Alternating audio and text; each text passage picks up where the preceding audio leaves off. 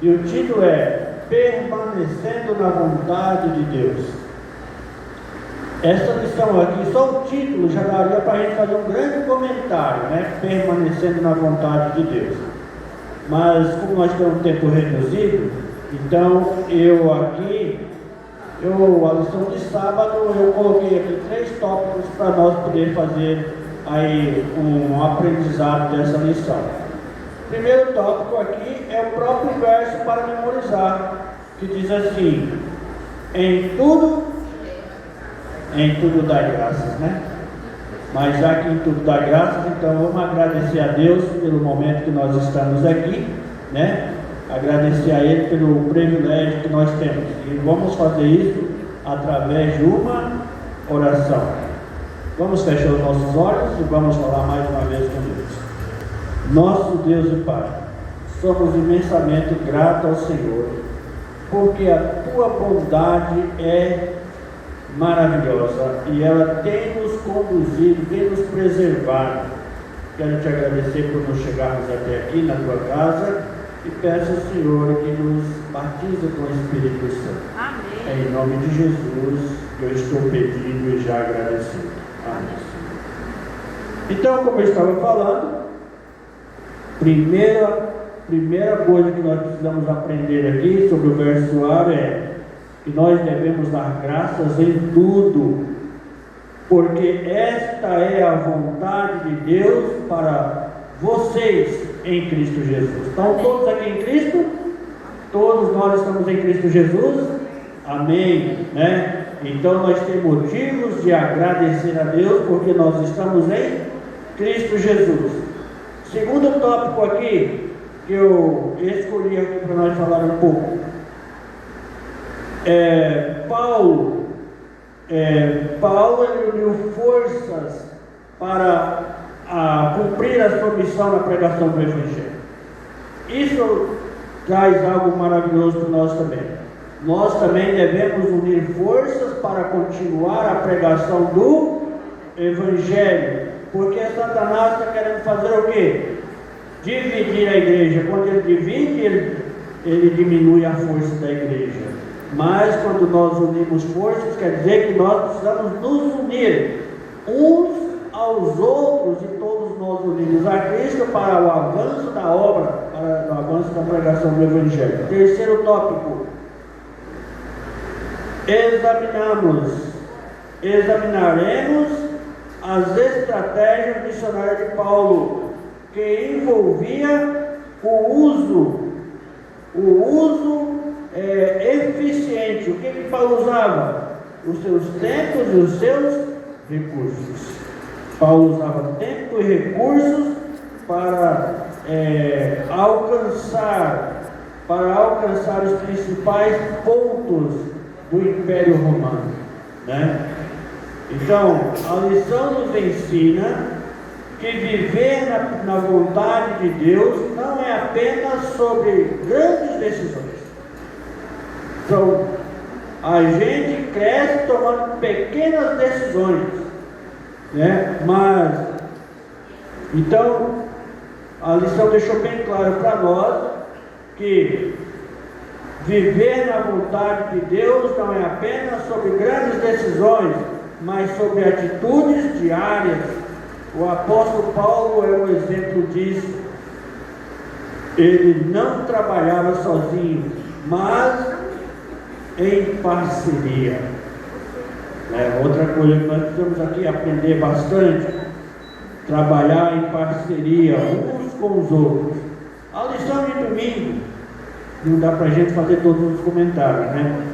A lição de domingo, lições de evangelização. Eu peguei mais 3 tópicos aqui dessa lição, que diz assim: Paulo dedicou-se bastante aos centros, os grandes centros, como Corinto e Éfeso, porque ali tinha uma grande multidão de pessoas, aglomerações de pessoas, e ele então aproveitava esses lugares para disseminar o Evangelho. Porque dali ele sabia que esse Evangelho ia para outras localidades. Segundo tópico da lição de domingo, os novos cristãos, né?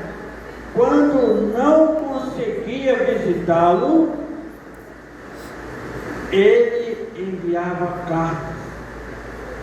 Então Paulo, aqui na lição de domingo, mostra que Paulo, ele andou 21.500 quilômetros pregando o Evangelho, né? Aí eu fiquei pensando assim, mas como é que ele andava 21.000 quilômetros sem carro, sem moto, sem avião? 21.500 quilômetros, eu não faço nem ideia onde vai isso, né? Eu nem prestei atenção, nem parei para analisar qual país que eu chego em 21.500 quilômetros. A lição diz que Paulo andou 21.500 quilômetros. E dentro desse tempo, Paulo andou pregando o Evangelho com dificuldade, perseguição, apanhando e preso. Aí eu fiquei pensando, esse homem realmente era um homem de Deus. Eu tenho muito o que aprender com Paulo, né? E o terceiro tópico aqui que eu peguei dessa lição, Paulo, ele não abandonava os fiéis. Paulo, ele chegava num lugar, ali ele formava uma igreja. Ele abria uma igreja, chegava numa cidade, numa localização, ele abria uma igreja e ele não abandonava. Quando ele não podia me visitar, ele mandava pessoas de confiança dele para visitar aquela igreja ou através de cartas fortalecer a membresia para que eles continuassem pregando o Evangelho. Então a lição de domingo, ela nos mostra que o trabalho missionário vai muito além de apenas anunciar a mensagem. O apóstolo Paulo percorreu cerca de 21.500 quilômetros pregando o Evangelho para levar o Evangelho. Muitas vezes, evangelizar não é apenas alcançar pessoas, mas também acompanhar, discipular e manter relacionamento. O verdadeiro evangelismo envolve proximidade com o corpo de Cristo. Estamos nós apenas falando de Deus para as pessoas, ou também nós temos cuidado daqueles que são mais fracos na fé? Paulo nos ensinou que precisa pregar o Evangelho, mas também precisa cuidar das pessoas, né? Conexões na igreja. Conexões na igreja é a lição de segunda-feira. Até agora ninguém quis fazer um comentário. Eu acho que eu dei muito pouco tempo, né? Mas conexões na igreja. Estamos nós realmente conectados? Todos nós estamos aqui na igreja. Isso é coisa muito boa estarmos na igreja. Mas será que nós realmente estamos conectados? Essa igreja realmente vive unida? Está em união? Cada um de nós. Será que eu amo as pessoas que os meus olhos estão vendo, que estão à minha frente? Eu amo essas pessoas? Será que eu não preciso fazer uma reflexão diária na minha vida? Todos os dias refletir diariamente? Porque a Bíblia nos ensina. Exatamente, é para pensar. Eu preciso fazer uma reflexão diária na minha vida. Tem alguém na igreja que eu não gosto dele? Tem às vezes até pessoas que às vezes a gente até odeia na igreja. Eu preciso fazer uma reflexão diária na minha vida. E se eu encontrar alguém na minha mente que eu não gosto, que eu odeio às vezes, eu preciso clamar ao Senhor: Senhor, tem misericórdia de mim. Como é que eu vou entrar no céu odiando uma pessoa ou tendo raiva de alguém dentro da igreja? Será que tem alguém aqui que eu preciso perdoar? Será que tem alguém na igreja que eu preciso pedir perdão para essa pessoa? Porque para estar conectados, para estar conectado, precisa funcionar bem. Engrenagens, nós somos como uma engrenagem. Se uma engrenagem estiver fora, ela não funciona, ela trava. Então, como igreja, nós precisamos estar conectados uns com os outros, estar vivendo conectados. Estamos na igreja. Estar na igreja é algo muito bom. Aqui fortalece, um fortalece o outro. Eu falo para minha esposa às vezes, eu falo comigo mesmo. Às vezes eu posso até não gostar de algumas atitudes, achar que não combinar com algumas atitudes de alguém na igreja. Mas eu odiar ele, ter raiva dele por causa disso, não. Às vezes eu não concordo com algumas atitudes. Mas eu tenho que orar a Deus, além de eu ter que orar para melhorar isso, eu não posso ter raiva dessa pessoa. Eu não posso trabalhar contra essa pessoa. Então, a lição de domingo, não, de segunda, nos ajuda a entender esses pontos e para nós refletirmos. Estamos realmente conectados na igreja? Porque é necessário estar conectados, né? A lição tem muito mais para dizer, né? Que Paulo, ele procurava a união da igreja, que a igreja trabalhasse ou que a igreja vivesse em união. Nós aqui na igreja precisamos estar ajudando um ao outro a viver também em união. Pois é.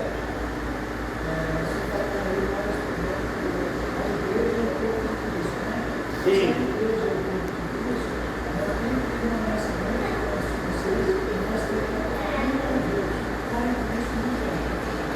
Exatamente.